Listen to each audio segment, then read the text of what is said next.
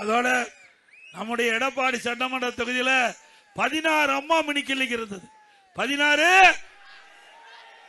இன்றைக்கு ஒவ்வொரு அம்மா மினி கிளினிக்லையும் ஒரு எம்பிபிஎஸ் டாக்டர், ஒரு செவிலியர், ஒரு மருத்துவ உதவியாளர் இருந்தாங்க. வேண்டுமென்றே திட்டமிட்டு திரு ஸ்டாலினுடைய அரசாங்கம் அதை திட்டத்தை ரத்து பண்ணிட்டாங்க. ஏழை மக்களுக்கு சிகிச்சை அளிக்கக்கூடிய அந்த திட்டத்தை கூட ரத்து செய்த அரசாங்கம் திமுக அரசாங்கம். மீண்டும் அண்ணா திமுக ஆட்சி அமைந்த உடனே எந்தெந்த இடத்துல அம்மா மினி கிளினிக் செயல்பட்டதோ அனைத்து இடத்திலும் மீண்டும் அம்மா மினி கிளினிக் திறக்கப்படும். இன்றைக்கு அண்ணா திமுக ஆட்சி இருக்கின்ற பொழுதுதான் 5763 மனுக்கள் இந்த ஒன்றியத்தில் மட்டும் பெறப்பட்டு தீர்வு காண்டிருக்கிறோம். கிட்டத்தட்ட ஓஏபி மட்டும் 16,626 பேர் கொடுத்திருக்கிறோம். இந்த ஒன்றியத்தில் 16,626 பேர் கொடுத்திருக்கிறோம்.